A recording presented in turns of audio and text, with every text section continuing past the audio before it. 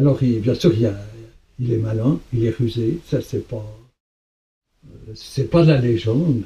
Et je me souviens d'une nuit où je passais la nuit sous un immense cerisier, et sur la neige, il y avait les belles ombres des branches tout emmêlées comme ça sur la neige. Euh, et puis voilà, j'attendais là, puis il se passe des heures, il ne se passe rien. C'était très très beau, très très froid et lumineux comme ça. Puis d'un coup, un renard arrive. Alors il était sur le chemin qui passait à côté du cerisier.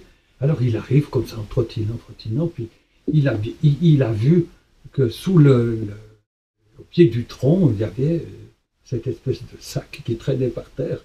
Alors ça l'a intrigué, il s'est approché, et il est vraiment venu tout près. Et c'est le premier mammifère à qui j'ai vu briller les yeux au clair de lune dans mes jumelles. Alors il était vraiment tout près, et il a rapproché sa queue comme ça, le long de son corps, ça faisait une espèce de boule, puis il y avait cette belle tête comme ça.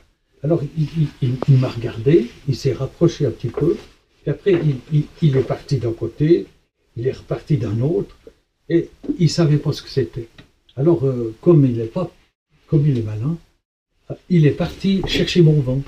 Alors là, il passe vraiment à travers les ombres des branches. Comme ça, c'était magnifique à voir avec les marbrures des ombres sur sa fourrure moelleuse comme ça. Alors il est parti, il est descendu en dessous de moi, et bien sûr il a pris mon ventre. Alors très bien sûr que ce gros sac qui traînait là, c'était un humain.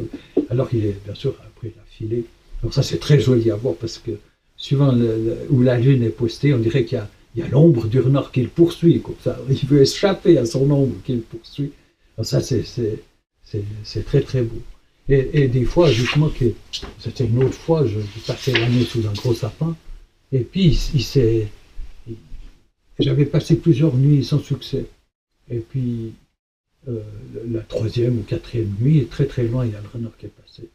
Puis je me disais, mais il est un peu loin. Alors, j'aime pas intervenir dans leur vie.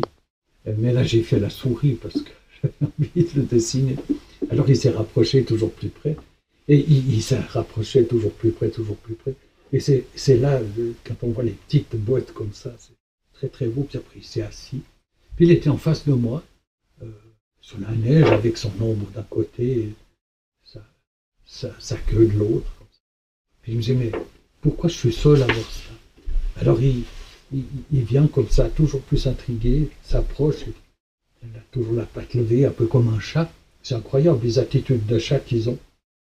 Et puis il a fait la même chose, il a fait comme l'autre. Il est parti il a fait un détour, il est arrivé sous mon ventre, puis il était fixé. Ouais. Et puis il y a aussi bien sûr les terriers. Alors il y a les blaireaux, bien sûr les blaireaux, ils ont un nez extraordinaire, ils n'ont pas des très bons yeux. Alors on n'a pas besoin de beaucoup se cacher, ils sont très sensibles au bruit. Tandis que si on veut voir les petits renardeaux terriers, ben, il y a la renarde. Alors et non seulement elle a un nez subtil, mais seulement elle a des yeux aussi, un regard extraordinaire, et puis intelligent. Alors elle reconnaît tout de suite le visage pâle. Alors il faut se cacher comme il faut. Alors c'est génial d'être à l'affût des petits renardeaux, des fois ils sont dans le trou, et puis il ne se passe rien du tout, il y a le rouge-gorge qui vient, et puis tout d'un coup la renarde elle arrive. Alors elle a la gueule pleine de souris, comme de campagnols, comme ça. Ça fait un gros paquet comme ça, de queues, de pattes qui pendent, et puis elle arrive au terrier, et puis si les petits sont à l'intérieur du terrier, elle glousse, il faut les appeler. Alors les petits sortent instantanément, et puis c'est une fête incroyable. Alors vraiment, l'accueil de la renarde, il est digne d'elle, parce qu'alors, ils viennent fous comme ça, de joie, ils lui sautent dessus, ils se donnent des bisous sur le museau, enfin c'est joyeux comme tout. Et puis après, ils vont sous elle, justement, pour téter, ils viennent téter sous elle. Ils sont tellement excités, il y a les petites queues comme des petits chiens qui, des fois, elle tombe, la pauvre, elle tombe par terre, puis elle reste comme ça étendue, ses petites têtes. Puis pour finir, elle veut s'en aller, alors les petits s'approchent aux tétines, comme ça. elle les traîne sous elle. Et puis ils tombent comme des fruits mûrs les uns après les autres. Et puis il y en a encore un qui insiste. Alors avec la patte arrière, elle la balaye comme ça. D'un coup, c'est pas très tendre. Et puis le petit roule comme ça. Puis elle s'en va. C'est léger comme tout. Elle va chasser. Et puis les petits, ils restent là un petit moment. Ils sont ahuris. Ils sont pleins de lait. Et puis ils attendent. Alors ils jouent.